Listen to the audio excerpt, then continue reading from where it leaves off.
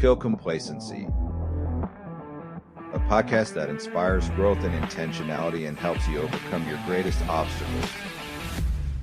My guest today is Mark Delaney, and he is a fellow Oklahoman, and I was on his podcast recently, The Purpose Mastermind, right? Yes. We just really got along really good and felt like we had a lot in common, and so I said, hey, I want to get you on mine as well. Mark, could you tell us more about you, how you got started, how you're impacting the world, and who you are? Everything that we do really stemmed out of just the story of our own lives. I feel like the first 47 years of my life, I lived with a massive gap between where I was and the person I felt like I was made to be. And that gap just was always there. And wrestling with that gap internally, not even recognizing there was a gap, just always feeling that there was a gap. And for most of my life, it just led to this constant feeling that I'm trapped outside of the person I'm made to be. And so much of our story became the work that we're doing now, which is primarily to help people reacquainted with their purpose, because a lot of people are like me. I spent most of my life only knowing my problem. I had to fix my problems in order to live my purpose. And I've since learned that that's the wrong process. The better process in life is to pursue your purpose in spite of your problems, even while you have problems. Because what we really need, what I realized, I could stop trying to fix my life and instead I could start living my life and serving my purpose instead of always trying to focus on my problems and fix them. That's deep. I want to talk more about that. Pursue purpose in spite of problems. It's a powerful statement. How does one do that though, Mark, when they're stuck in their problems? What kind of mindset shift or what changed for you what was the light bulb moment? The light bulb moment for me is when I finally brought my problems out of hiding, because my problem my whole life was basically just food and weight and all of the effects of that on me as a person. Most of my life mentally revolved around either I want to eat food, or I hate how much food I just ate, or I hate how I look. I'm overweight. Everyone thinks I'm overweight. This is embarrassing. Like, that was my life. My life did not ruminate on my purpose. It ruminated on my problems.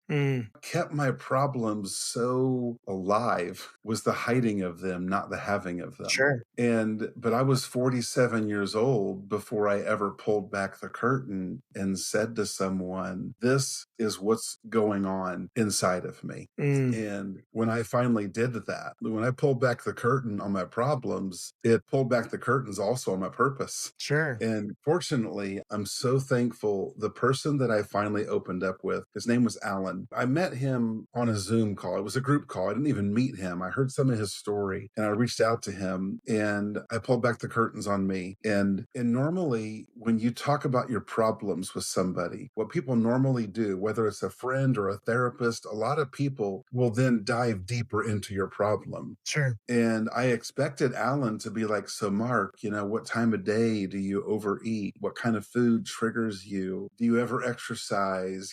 Can you run? Like, what all these, you feel like those are the questions you're about to get asked. Because the longer you've been thinking about your problems, you are certain, you're 100% certain that your problem is your problem.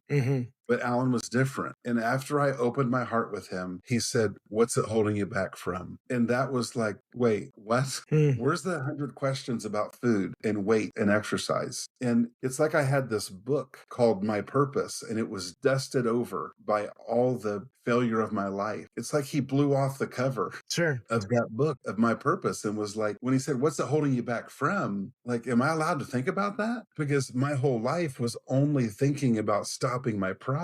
And when he responded to me that way, I realized I could start pursuing my purpose right now. I don't have to fix myself first. I can go live this out now. And so that was probably the beginning of that light bulb moment.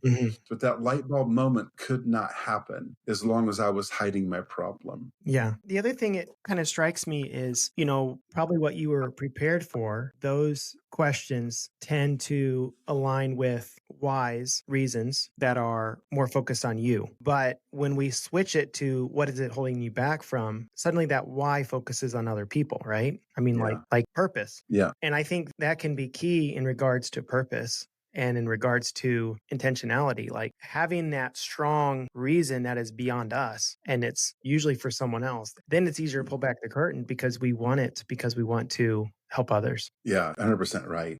In our work, we deal with people or help people who have like addictions or serious marriage problems, issues with their kids. Our conversation begins with this question: what do you want from life? And it's not about awakening greed, certainly. It's not about that. It's not about awakening selfishness. It's about opening our hearts to who we were made to be to begin with. Yeah. What were we made to have in our marriage? Who was I made to be in this world? And I just don't know how anyone stops the bad habits caused by our complacency without awakening the complacent heart. I don't have any hope for someone to, for instance, stop drinking too much until they start living bigger. And so our first focus with people, if someone comes to me, there was a man who came to me who had a lot of drinking problems. I never asked him about drinking. I never talked about that. He needed to be reminded of who he was made to be on planet Earth, and he could start chasing that version of himself instead. It's powerful. One of my side jobs is I shear alpacas, and I was actually shearing yesterday down by Paul's Valley for a recover center. And Eric, who I hope to have on this podcast at some point,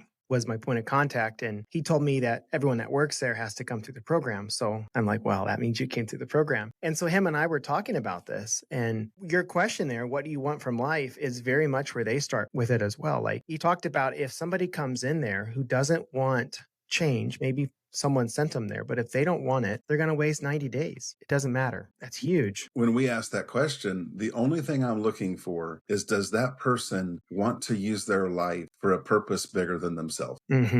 Do you want to help people? Do you want to make a difference in the world? Because if you do, the pathway forward is really amazing. But if you just want a problem to go away and you want to keep being the person that you are, like, change is not going to happen. Yeah. And that's why it's important to ask questions rather than lecture. I mean, I think about like parenting, right? You have adult kids, Mark, or no? Yeah, adult kids, yeah. Yeah. You know, there's something changes when they're like maybe 10, when you go from lecturing them and telling them to asking those harder questions and coming alongside and encouraging them, but you have to almost change the way you parent so they come at it from their perspective and their independence, and it becomes their decision rather than, well, dad's making me do this. Well, and purpose really comes into play at young ages.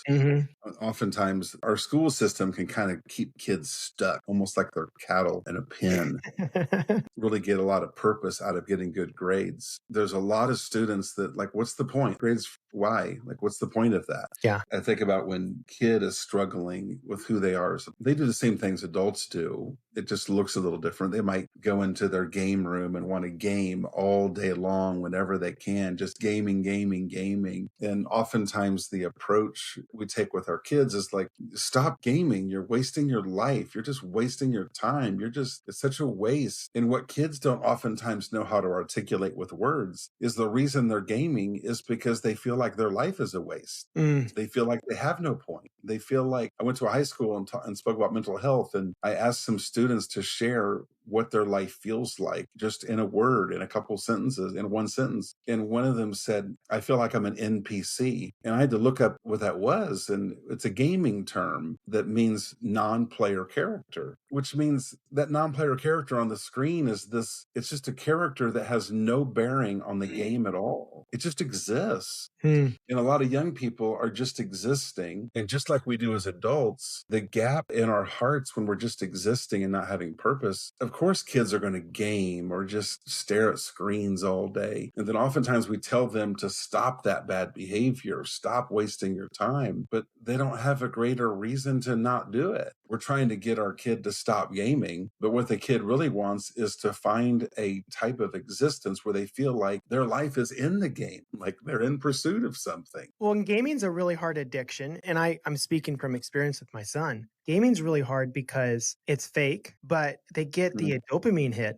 of the colors and the noise and the vibrations, and their brain just stimulates their brain, and they can win at life really easy. In a matter of hours, you can have, I don't know, millions of points and millions of coins and whatever. Yes. But you get all these dopamine, and the more you fall into that, what happens is the harder real life gets, because real life isn't a reward system like a video game and all that stuff. And so our son was in this, and we struggle through it. Mark, I'm telling you, it was sad. It was hard because he was 20, he was out of the home, and we would go visit him, and he was like a shell of himself. But to your point, he didn't have good purpose. And that is what changed for him, is he had to step up. He had to get a house ready to sell, and he slowly weaned himself off the video games. And now it's a 9-day difference, but so hard as parents, but it's very much what you said, it's purpose. And so I think we fail our kid by not giving them purpose and not steering them toward that. And to your point about the school system, the school system doesn't really help this thing either. Just get answers, get a good grade, do your homework. And I think every young man has asked in the public school system or in the school system, homeschool too, what's the point of Algebra 2, right? Like, how am I going to use this? And it's because of that. We're lacking purpose, like never going to use this. I love your message, Mark, your whole message of purpose and living with purpose. And because it's the root of everything we are and everything we do. It's so simple. If you look around any room that you're sitting in right now, you look around and everything makes sense because you know what everything is for. You can look at any object and you simply know chair. In your mind, you know what it's for. Light, you know what it's for. The problem is the simplicity of, can I look in the mirror and know what I am for? It's so simple, yet when that is unresolved, like you talk about a gap inside of one's own heart, like what am I for? Yeah. It causes such consistent confusion about everything because identity and purpose are so closely connected. I think that in our society, many young people, for instance, are trying to figure out their identity without having any purpose. And you can go to all kinds of realms with identity without any kind of purpose because it's all about you. Who am I? Who am I? Well, it's better to go serve people while considering who you are as a person. Yes. So purpose, I feel like with purpose, it becomes a lot easier to cultivate identity. Trying to find identity without purpose, boy, that is a confusing road to try to go down and figure out. Yeah, don't you think that's why we have so many mental health issues now, maybe? Yeah. Is because we have all those identities, but no purpose to improve them and make them better. And our identity is oftentimes wrapped up in what people say about us on social media or in person or whatever. We wear those identities, those lies. Well, we try to figure out who we are by focusing on ourselves. And focusing on ourselves is like the best way to become confused about who you are. It's almost like, imagine a sports metaphor. Like, let's say you're a baseball pitcher. Well, if you go stand in a field by yourself, you just go out in some grass field by yourself, your life is going to make no sense to you. You have this ball and you're just like looking around like, well, what do you do with this? But if you're that same baseball pitcher, and you're on a baseball field and you have teammates and you have an opponent and umpires, like your life makes so much sense because your life fits within the context of humanity. It's not just me in my room trying to gaze into the stars about who am I? The confusion with that. So purpose is such an identity builder. Yeah. Because you can't dive into the topic of purpose without getting clarity about who you are as a person as well. Yeah. That's good. Most people live under the weight of problems or the pain of the past. How much of that weight is actually self-inflicted complacency in disguise? I think there's a change that happens that we all face. My grandson faced it, I think about a year ago. He was only like 2.5. And we were at a Chick-fil-A eating breakfast together. And he was sitting across from me in the booth. And there was this loud noise at my feet. And I immediately looked down and it was his fruit cup that he had knocked onto the floor, which is, of course, no big deal. It's expected. But I looked up at him and I saw a look on his face that I had never seen to this point in his life. At this point in his life, you see lots of laughs. You see, of course, some cries because you need something. But this was that look of great, overwhelming shame. In his face looked like I had felt for years. That feeling of, oh no, I've messed up. People will never like me again. I'll never be a good person. Like that kind of like overwhelming shame. I saw that look in his eyes and I was like, oh my goodness. He's not even 3. And he's already had this moment. And I think it happens to all of us where you're living your life and something happens. Either something bad happens to you or something happens bad because of you. And it kind of just shuts the lights out. Like it just, whatever it is, we made some mistake or someone hurt us and the lights go out and we just see ourselves differently. It can happen in a moment. And when that moment happens, the lie that we believe is, I need to fix myself. Before that, the focus may have been, I can give myself. Maybe before that, the focus is, what can I do for good in this world? Yeah. But that opposite light bulb moment happens when the light goes out, and all of a sudden you think, oh, I'm messed up. Something's wrong with me. My life will never be right. And so we go into this different mode where we are very self-focused and very problem-focused, Mhm. very past-focused. And honestly, our culture will help us think that way. Sure. It'll help you think about your problems, help you think about your past. The real issue with that is whether you're focused on your problems or your past, you're focused on yourself. There's no good way forward. Hmm. It doesn't matter who you are. If you wake up and you think about yourself when it comes to our past, nobody has ever fixed their past. No, you can't. You can't, but we keep leading people down the road of trying to unwind it. Mm.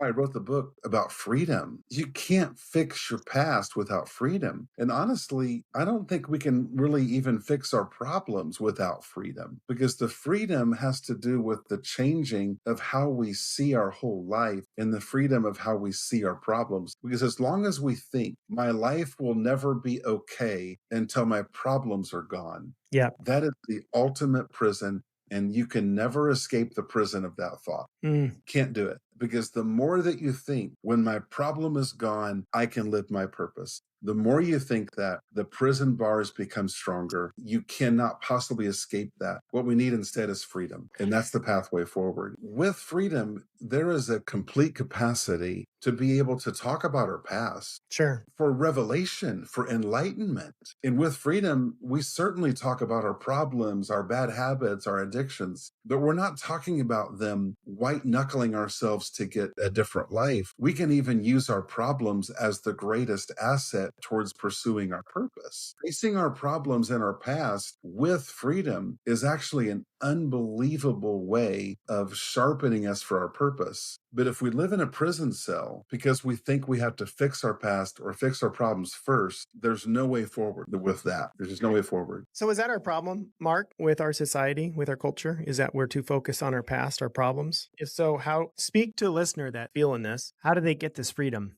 There's so many different ways I want to attack this in my mind. Part of me, if it was the right kind of person, I would say, why don't you get over yourself? Yes. Because we're in a battlefield together. I would say this to anybody. We're in a battlefield together, and I need you. Mm.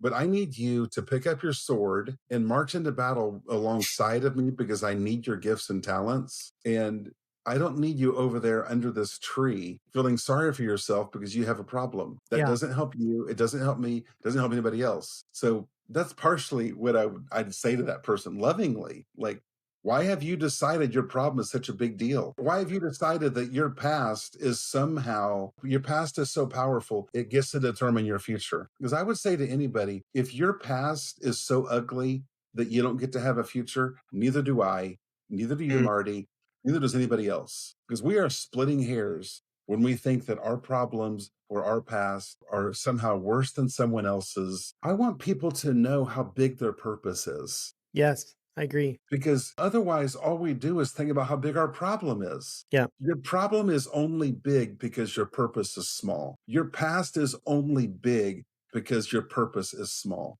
Hmm. People need to get a bigger purpose, get a bigger sword, and get around bigger people and go live for bigger things. Yeah. That's Preach. what I would say to people. Okay, here's where I want to go with this, though, because I know you talk to husbands and wives. Let's say I'm married to somebody and they need to hear that. How do I gently tell my spouse that they need to get over themselves? When we talk to couples about marriage, we never talk about the problem. Sure, you can't. It's just a frustrating pathway to nowhere. It's like if you knew Adam and Eve at the beginning. Adam and Eve were both so free. They were free. They were not living in fear. They were living in freedom. They were living in love. They had great connection. And then when the fall happened, they both go into the bushes and hide and put on fig leaves. It's almost like they're so disgusted at themselves and each other that it's like, let's just hide and cover up. I think the question that I would ask all people with any kind of issues, relational issues, are you a free person? Are you free as a person? Because what oftentimes happens with marriage struggles is we argue over apples forever. We argue over apple incidents while we're living in bushes, while we're fixing our fig leaves every day. And it's like, who were you made to be as a person? Yeah. The question you're asking is monumental. We had a couple come to our house. This has been a year or so ago. We didn't know them. Someone sent them our way. And so we have a conversation. And within 10 minutes, this, by the way, decidedly Christian couple is sitting on the couch, yelling and cussing at each other. My wife and I was wanting to eat popcorn and just take in the show.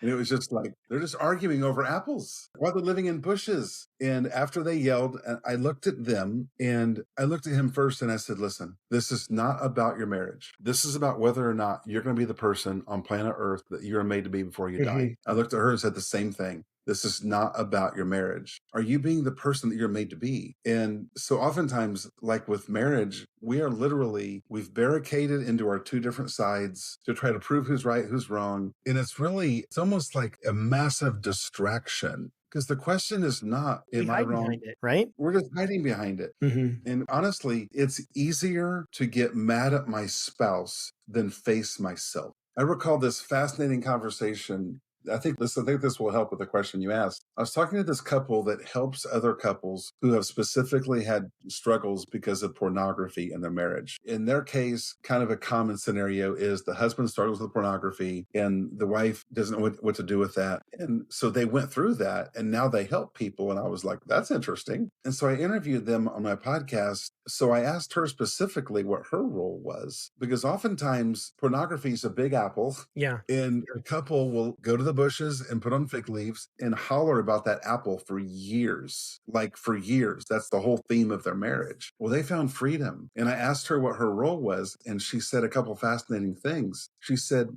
I decided that I should be against pornography with him instead of against him because of pornography. But then the other thing that's fascinating that she said, that's going to make some people uncomfortable, but this is what freedom sounds like. She said, I realized that his problem with pornography was not that different than my problem with chocolate cake. And her desires and her self-control or lack thereof with food, she looked at him and was like, so he has desires that he struggles with, that he's enticed by. She was like, okay, maybe we should both take off our fig leaves. Yeah. Maybe we should both get out from behind this bush. But oftentimes what we do as people is we literally let our future die in the garden somewhere. Yeah. While we keep our fig leaves on and argue over apple incidents. And the question you're asking, with every couple we work with, this is the constant hurdle, is are both people willing to look at their whole life and the potential of having a whole different life together? Or does one of them just want to talk about the past? And I think the dynamic becomes stronger because oftentimes there's two types of destructive behavior in a relationship. One is very obvious destructive behavior. Like if someone starts drinking or they start gambling, that's obvious. There's other types of destructive behaviors that are invisible. It's when one spouse becomes controlling of the other spouse. That's an obvious one. Well, that looks like they're trying to be helpful. That looks like they're being loving. But one human being trying to control another human being is one of the most devastating things you could ever do to anybody. We're supposed to serve each other and lead each other, but oftentimes in a relationship, there's a dynamic where one spouse looks like the bad person, the other one looks like the good person. And so we stay entrenched on what we think about our relationship. Yelling about the apples makes so much sense. Yeah. But what really is freedom. And freedom is wrapped up in being able to be truthful and honest and take our face off, right? Yeah. Talk to the person that wants this freedom. What do they need to do? I know you start with your question, what do you want from life? Is that? I can say what happened in my life, because my whole life I thought I needed my problem to go away. And what I needed was the freedom to go away from my problem. And I wrote a book called One Step to Freedom, because I believe for most people, this is a major turning point. And that is simply pulling back the curtain about the story in your life you're afraid to tell. Because the thing in our life, whether it's our past or it's a secret addiction, that thing that we hide, to hide that, we're actually hiding ourselves. Sure. Imagine a 4 or 5 year old that breaks something and they run into their bedroom, they hide underneath their bed. On one hand, they're like, I'm safe, I'm hiding, no one can see me. Okay, you're right. You're hiding, no one can see you. But can you play kickball? No. Can you eat? No. You're hiding, but you're not living. Yeah. And at some point, that's devastating. I don't think we realize how much when we actively hide the junk of our life, we're not capable of living anymore. We actually stop the giving and receiving of love. We certainly stop living for purpose. We've exchanged purpose for the activity of hiding our problem and hiding our past. And it's exhausting. And the longer that you hide your problem or your past, the more you have to hide it because you've now built this image that everyone thinks a certain thing of you. And now if you pull back the curtain and say, ta-da, here's the real me, you feel like everyone's going to be like shocked. And you feel like everyone's going to just run away from you. It makes it more and more difficult to come out of hiding. And so the longer that we hide our problem, we're really hiding our gift. And the gap between who we are and the person we're made to be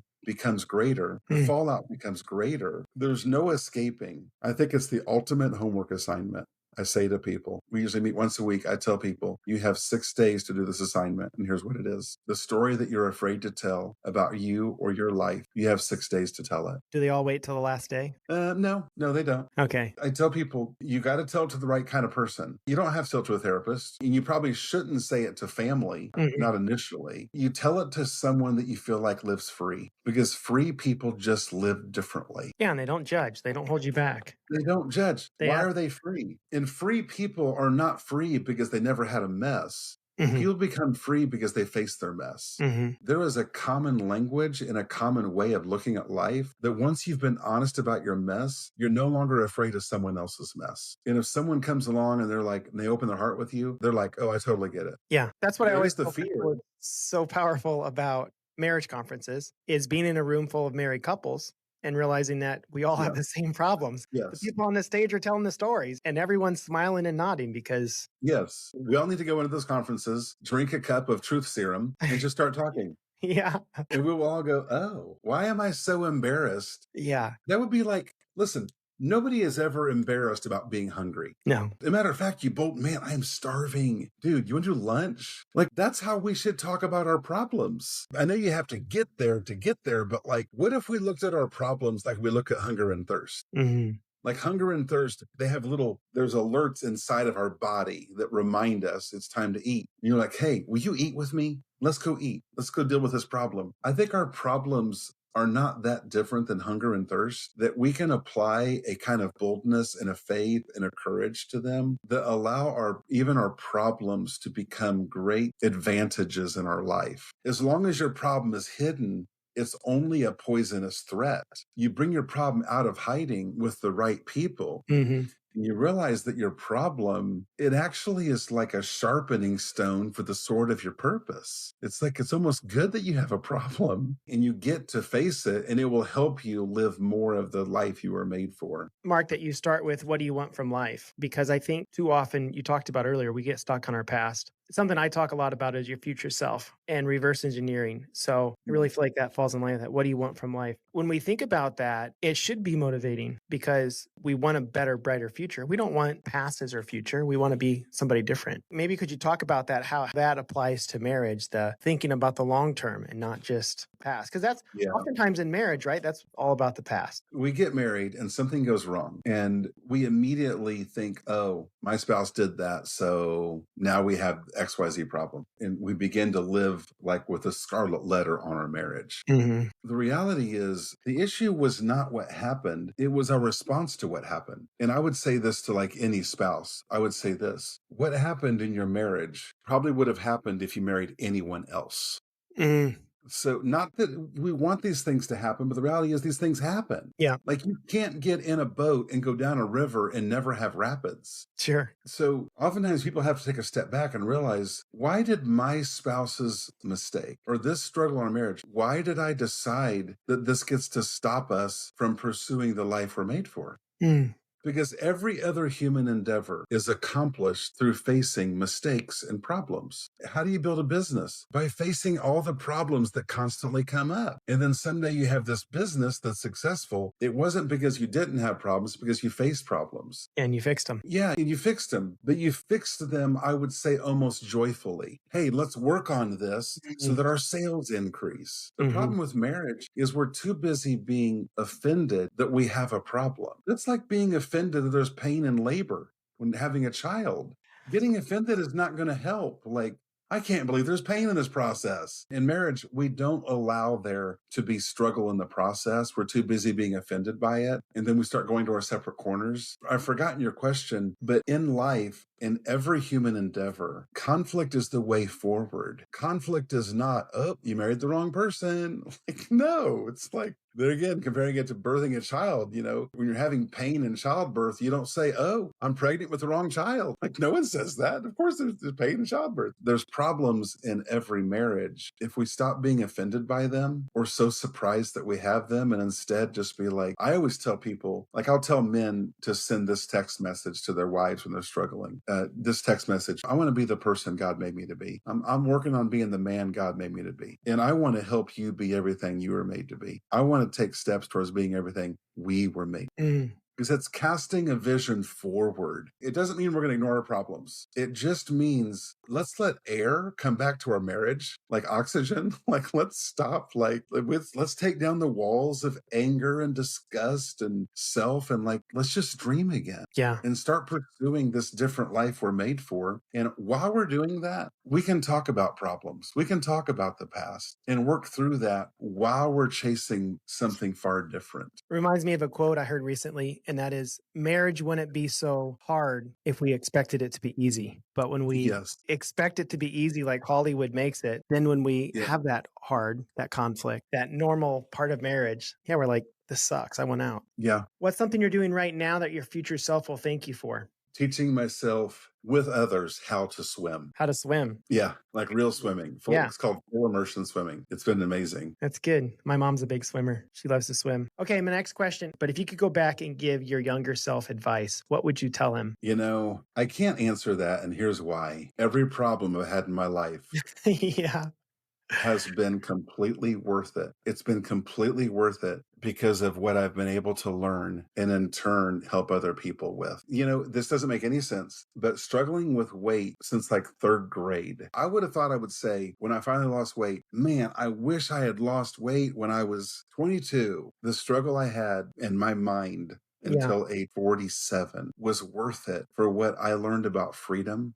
So the rest of my life, I can talk about freedom everywhere I go. It's been worth it. That's powerful. It's good. Okay, what is a favorite book or quote that has inspired you? I don't read a lot, but one book, fortunately, was the first line of the book. It was so powerful at that moment in my life. It said, stop living as if the goal of life is to arrive at death safely. If this is your final message to the world, what do you want the world to know? You have a purpose. You can know that purpose, and it doesn't matter what has happened in your life. It doesn't matter what is in your life right now. You can know your purpose and chase it. It's powerful. Mark, how do people find, follow, and learn more about you and your ministry, what you're doing? Our podcast is the Purpose Mastermind Podcast. You can go to the website, markdelaney.com, to see other things that we do. You can also give a link. We have a school community where people can, for free, go through our Purpose Clarity course that happens every other month. It's 4 conversations. It's live. It's not a video course. It's like we're a nonprofit. And so we're able to do things that we love to do at no cost for people. And so in our school community, every other month, we meet on Monday nights and we talk about purpose. There's no cost. It's fun. How do people find, or will you maybe text me? Yeah, I can send you a link to the school community. Yeah, that'd be great. Well, thank you, Mark. This was fun. You're a great guy. Thank you. I've enjoyed this.